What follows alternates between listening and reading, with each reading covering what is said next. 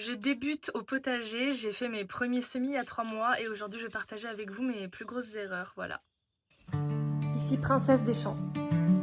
J'ai quitté Paris pour vivre à la campagne et je vous emmène dans mon quotidien.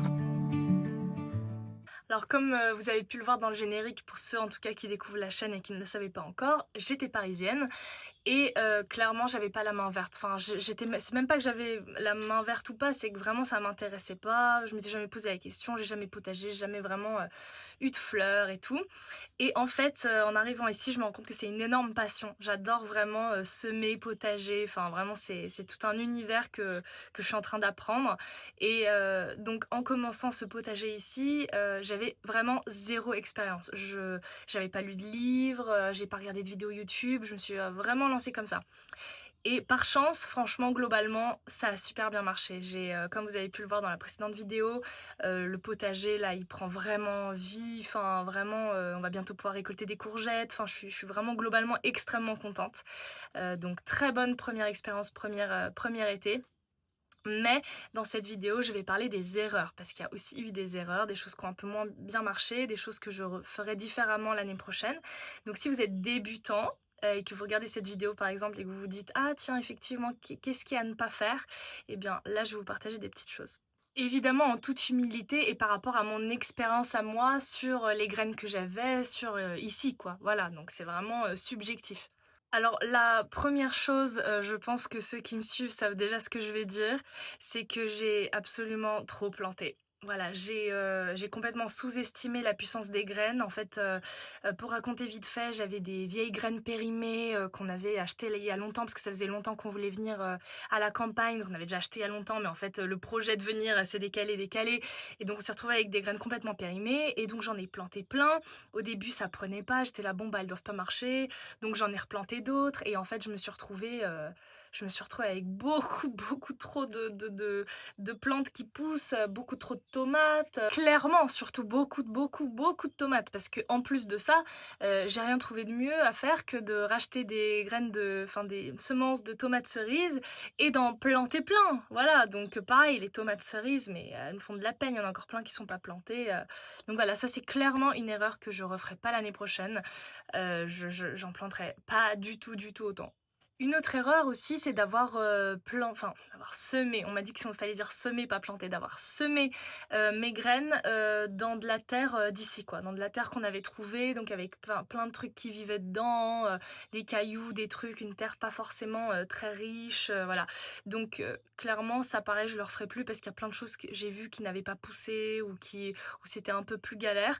Donc à l'avenir, j'achèterai comme ce que j'ai fait d'ailleurs assez vite, du terreau spécial semis et repiquage, pour faire, voilà les godets, c'est beaucoup plus simple, la terre elle est beaucoup plus légère aussi et je pense que vraiment pour la graine c'est mieux. D'ailleurs petite question, c'est quoi pour ceux qui regardent cette vidéo et qui sont pros, c'est quoi votre, meilleur terreau semis et repiquage? Si vous avez observé des différences, lequel vous conseilleriez? Autre chose, alors c'est pas forcément une erreur, mais c'est les godets coco.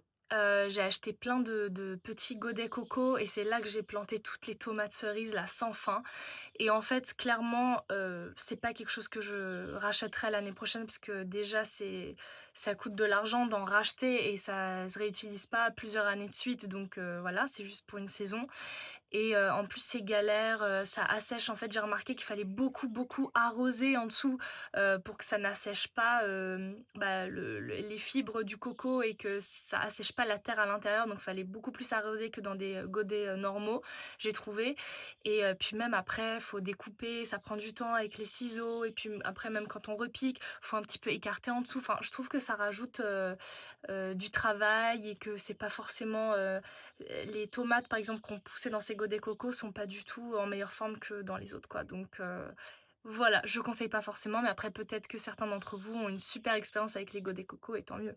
N'hésitez pas à vous abonner pour suivre la suite des aventures. Ensuite, autre gros truc, c'est les plants qui filent. Voilà, ma grosse erreur a été de pas avoir mis les plants plus à la lumière. Voilà, dès qu'effectivement, bah alors Je savais pas du tout, ça enfin vous allez rire, mais en fait j'étais tellement nulle qu'à un moment je pensais que c'était des tomates qui poussaient et c'était des petites herbes, du jardin justement dans cette fameuse terre qui avait été mélangée, qui était pas la terre de semis.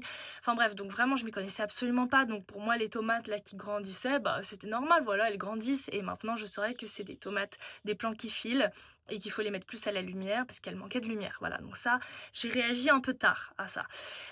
Donc faire très attention, première erreur, un peu sous-estimer ce plan qui file et donc ce que je ferai l'année prochaine parce que comme vous voyez là la serre elle est pas c'est pas foufou quoi, c'est pas une serre, mais bon déjà on en a une, c'est cool, mais je pense que je les sortirai, beaucoup plus rapidement dehors au soleil, à la lumière, voilà, je leur ferai des petites sorties quotidiennes beaucoup plus tôt que cette année parce que là j'ai quand même pas perdu pas mal de plants, mais presque quoi. Ils ont tellement filé qu'ils sont en tout cas beaucoup, beaucoup plus fragiles que ceux qui ont pas filé, donc voilà, à faire attention.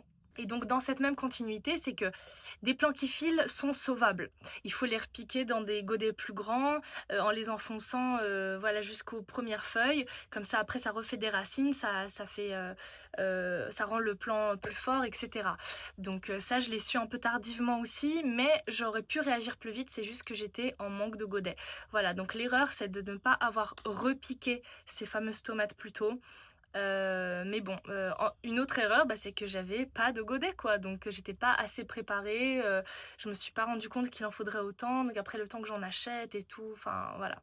Pareil, je pense qu'une erreur a été de ne pas avoir fait de planning précis sur ce que je voulais planter, à telle période, ensuite à telle période, combien, voilà, m'organiser un peu mieux, mais bon, j'étais tellement dans une découverte, que voilà, c'est voilà, l'année prochaine, j'essaierai un peu plus de planifier tout ça.